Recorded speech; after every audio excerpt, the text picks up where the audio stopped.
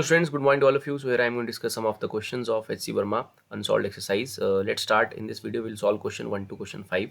So question 1 से शुरू करते हैं. Mass 2 kg का देके रखा है, placed on a frictionless table, pulled along a horizontal by constant force F. It is found to move 10 meter in 2 seconds. Find the magnitude of F. So we know that simply to calculate the force we need mass and acceleration. So we have to calculate the acceleration.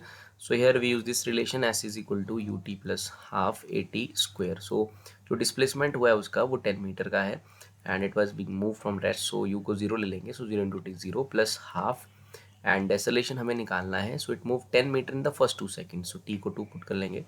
सो एक 2 से 2 यहाँ चला जाएगा. सो it is like 2 और 2 5 से 10.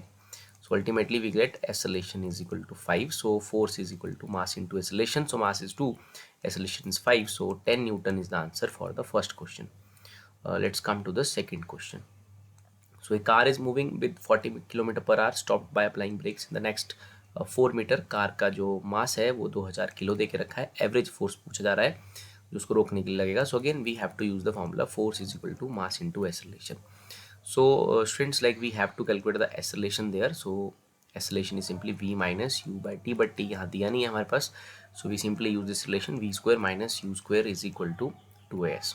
So finally car will stop. So final velocity को zero put कर लेते हैं और u जो है वो 40 किलोमीटर पर आवर है.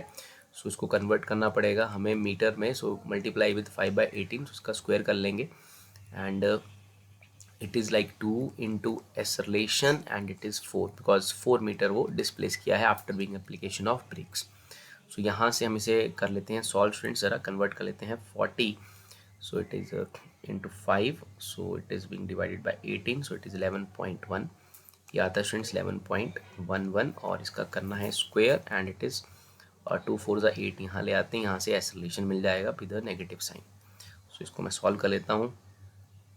11.11, so it is basically 123.4 divided by 8. so आएगा 15.4 के आसपास. so acceleration is basically minus 15.42.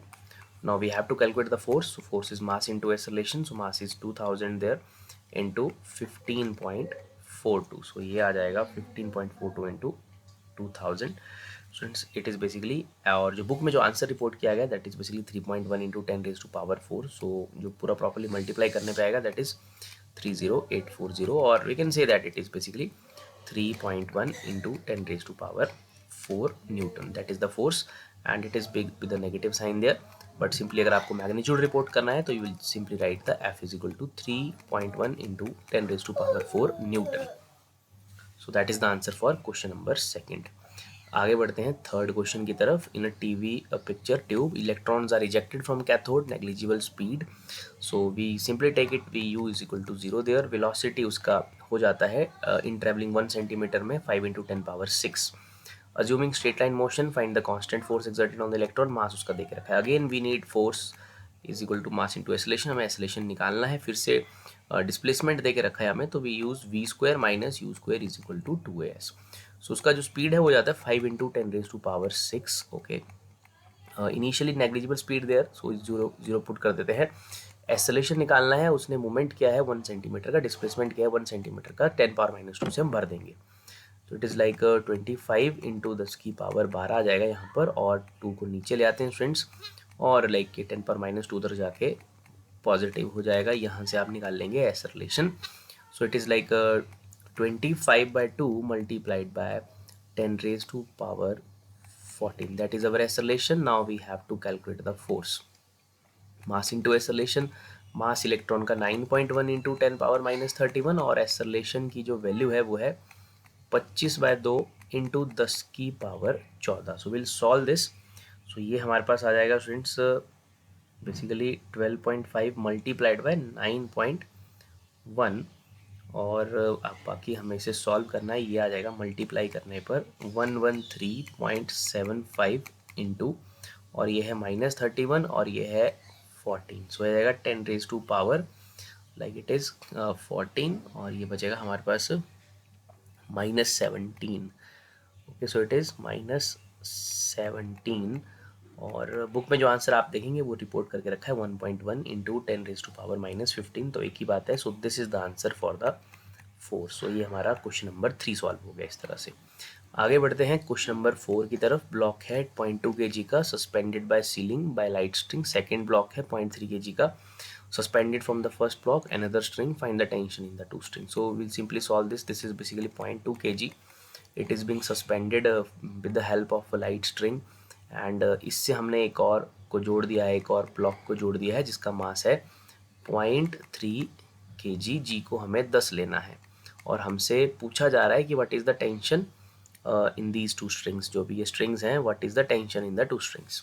देखिए स्टूडेंट्स, अगर आप इसके फ्री बॉडी डायग्राम को देखते हैं, 0.2 kg के फ्री बॉडी डायग्राम को देखते हैं, तो यहाँ पर जो ऊपर की तरफ लेट सपोज इस स्ट्रिंग में जो टेंशन लग रहा है, मान लीजिए वो T1 है। So obviously it is balancing this as well as this. So total अगर मैं डायरेक्टली लेता हूँ तो it is simply 0.5 kg। So 0.5 kg। So this tension is simply equal to 0.5, इसका जो वेट लगेगा दोनों का, that is mg downward. So it is 0.5 into 10। So T1 को मैं सिंपली राइट कर सकता हूँ 5 न्यूटन। और अगर मैं इधर देखता हूँ, लेट सपोज इधर जो टेंशन है वो T2 है, इसके रिस्पेक्ट में इस तरह से टेंशन T2 एक्ट कर रहा है, दैट इज़ 0.3 kg। सो इसका जो वेट है वो डाउनवर्ड्स लगेगा mg। So here T2 is simply is equal to mg। So इसका मास है 0.3, जी को 10 ले लेते हैं तो T2 की वैल्यू अपने पास आ जाएगी 3 newton. So tension in the strings are 5 newton and 3 newton respectively. So इसमें लग रही है 5 न्यूटन और इसमें लग रही है 3 newton. So that is the answer for the fourth question. Let's now come to the question number 5 there. पांचवें की तरफ चलते हैं। दो ब्लॉक्स हैं, मास m है, एक स्ट्रिंग की मदद से उन्हें, लाइट स्ट्रिंग की मदद से उनको जोड़ा गया है, टाइट किया गया है। One of block is pulled with along the line joining them with a constant force F, find the tension in the string joining the blocks. So this is one of the block there, this is another block there. So like you are applying some force on one of the block और यहाँ रस्सी में tension पूछा जा रहा है, दोनों का मास सेम है।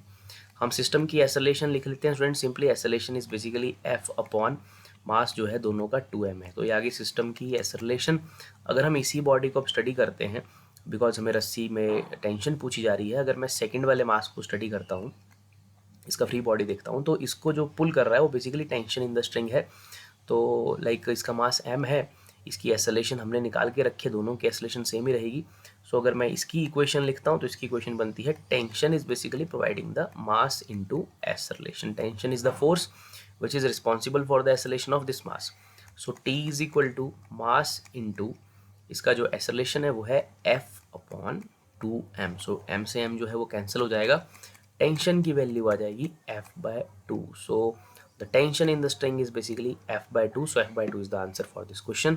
so इस वीडियो में हमने पहले 5 क्वेश्चन डिस्कस किए हैं। in the next video we'll discuss the other questions। thank you।